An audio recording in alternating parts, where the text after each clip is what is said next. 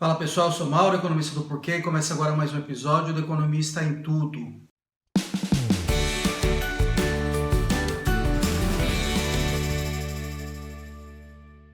Hoje eu queria falar um pouquinho de políticas de combate ao coronavírus e como que a gente tem que pensar no impacto delas, em comportamento das pessoas que no fim das contas pode influenciar o próprio efeito do remédio, no caso.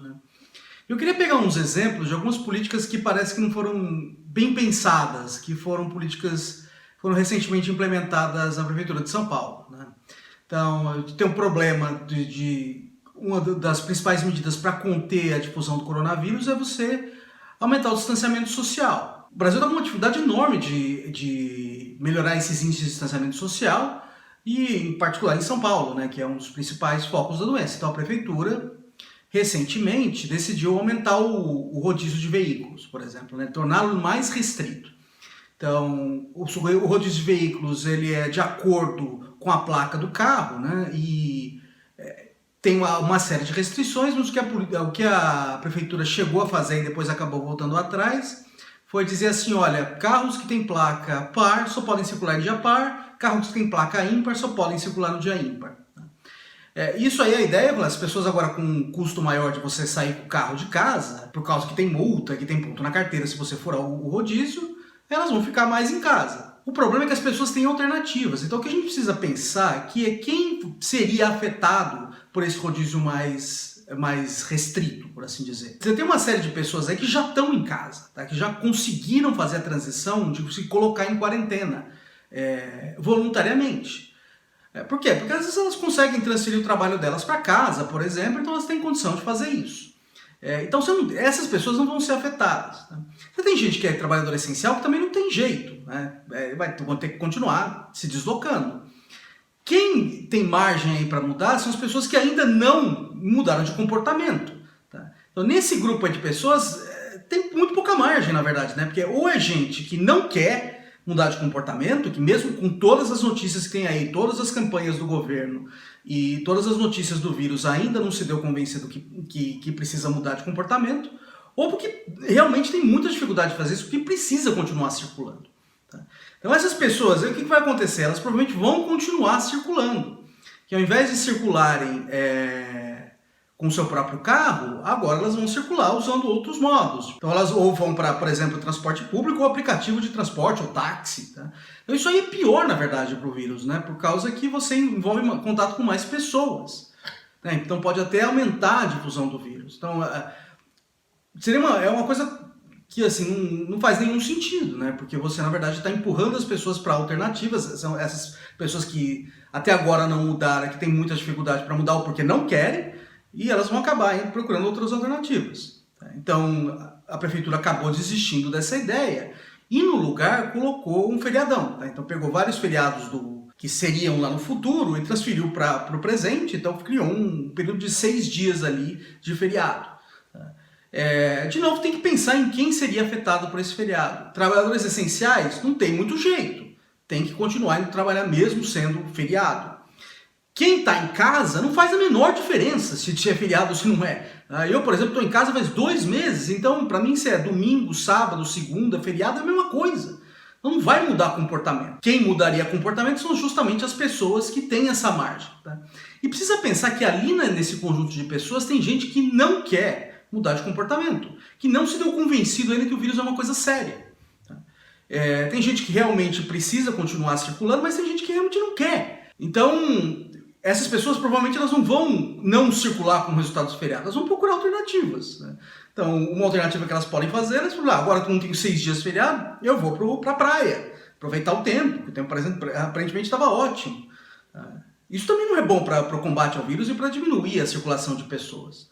Então, tem que pensar, na verdade, como as pessoas vão reagir à política para ter, de fato, uma ideia da efetividade dela no combate, no caso, ao coronavírus. Isso é verdade para qualquer política econômica, qualquer política pública tem que pensar como as pessoas vão agir para ter uma ideia da efetividade. Muitas vezes não é fácil saber isso ex ante, mas precisa levar isso em conta, pelo menos no desenho da política. Mas como eu estava dizendo, tem gente que não vai, que não se deu por convencida ainda da gravidade do vírus e também não vai querer mudar de comportamento.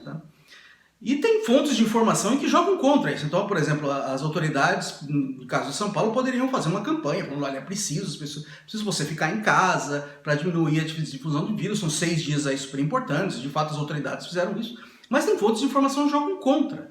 E uma fonte de informação importante que joga contra é o próprio presidente Bolsonaro.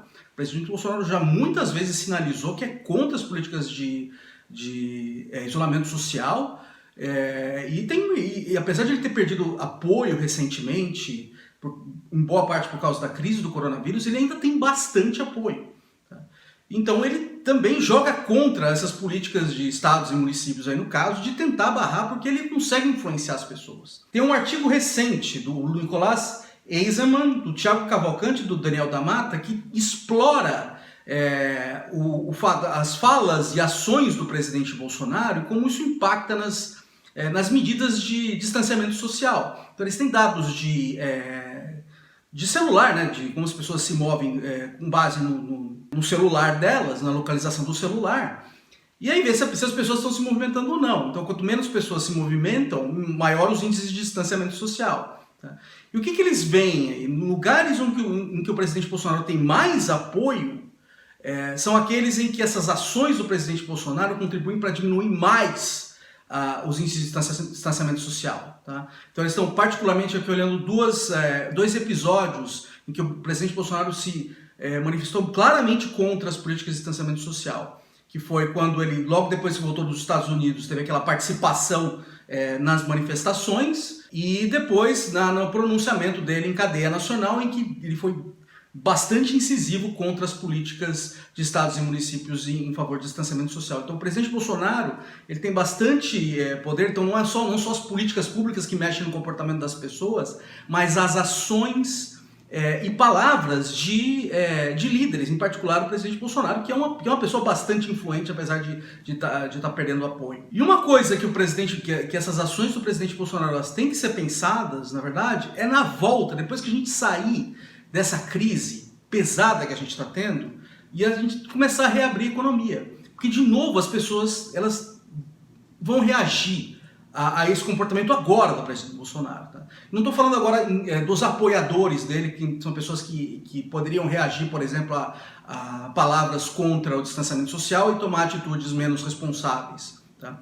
Eu estou falando das pessoas que estão realmente com medo da doença. Quem está com medo da doença, não é que você vai reabrir o comércio de uma hora para outra, as pessoas vão voltar a circular, a frequentar shoppings, restaurantes e assim por diante.